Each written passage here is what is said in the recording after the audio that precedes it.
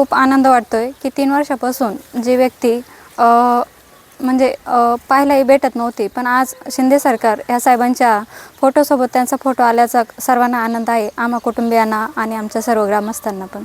पण 3 वर्षापासून बेपत्ता आहे, तुम्ही शोधण्याचा काय प्रयत्न केला? काय पोलीस तक्रार वगैरे दाखल केली काय केली? पोलीस तक्रार नाही केली, परंतु त्यांची सवय असायची की बाहेर हिंडणे फिरण्याची पाहुणेरावळ्यांकडे. तसंच ह्याही वेळेस आम्हाला असं वाटलं की ते येतील आणि सर्वत्र पाहुण्यांना चौकशी केलेली होती, परंतु पाहुण्यांकडे ते असायचे पण घरी काही आले नाही.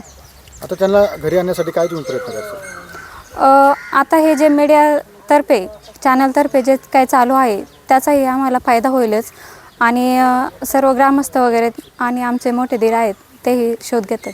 3 वर्ष झाले बेपत्ता झालेली आहे ना, थोडी खंतच वाटत होती, पण आता जराशी थोडी अपेक्षा वाढायला लागली की बाबा मिळावा, ही अपेक्षा आहे शेजारी असल्यामुळं.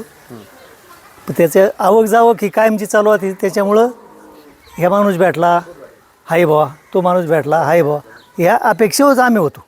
पण त्याचं आहे ना 12 महिन्यातलं जवळजवळ निम्म दिवस बाहेरच असायचं आणि निम्म दिवस इथं असायचं. खरं तर 3 वर्षांचं सापडे तुम्ही तुमच्या म्हणजे जे आहेत त्यांना आणण्यासाठी काय प्रयत्न करणार? तांब्यांना आणण्यासाठी काय प्रयत्न करू शकता? तर प्रयत्न करणारे पाठीमाग मोर जी चालतील त्यांच्या पाठीमाग आम्ही आहेच आहे. पण असा अक्षरशः धक्का नाही वाटला का? कारण 3 वर्ष बेपत्ता असलेली व्यक्ती. धक्का तर वाटलेलाच आहे, पण जराशी थोडं बहुत 3.5 वर्ष नाही आला म्हणल्यावर 3.5 वर्ष नाही आला म्हणल्याच्या नंतर जराशी थोडं वाटलं.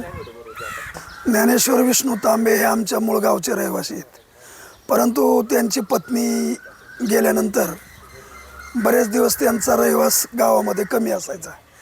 ते असेच गाव सोडून जाणार, पाहुण्यारावळ्यांकडे राहणार, 1-2 महिन्यांनी पुन्हा गावात यायचे, आमच्या सगळ्यांशी हसत खेळत राहायचे. पुढं कोरोनाच्या कालखंडामध्ये ते गावामध्ये आले आणि त्यावेळी आम्ही त्यांना विनंती केली की जास्त तुम्ही फिरू नका, जागेवर थांबा. पण ते जागेवर थांबत नसं. नंतर त्याच वेळी ते गावातून निघून गेले आणि आतापर्यंत पुन्हा गावात आलेच नाहीत. मध्यंतरीच्या काळामध्ये ज्यावेळी आळंदीमध्ये ब्लँकेट वाटप होतं 2 वर्षापूर्वी, त्यावेळीसुद्धा अशीच पेपरला जाहिरात आली होती. त्यावेळी त्यांचं दर्शन पेपरमध्येच झालं होतं. कुटुंबाने प्रयत्न केला, परंतु त्यांचा शोध लागला नाही. कुटुंब वेळोवेळी पाहुण्यारावळ्यांकडं त्याचा शोध घ्यायचे, पण आता बरेच दिवसापासून त्यांचा शोध लागला नाही. आणि अचानक शिंदेसाहेबांच्या जाहिरातीवर या इस्माचा फोटो पाहिल्यानंतर सर्वांनाच एक आश्चर्याचा धक्का बसला आहे.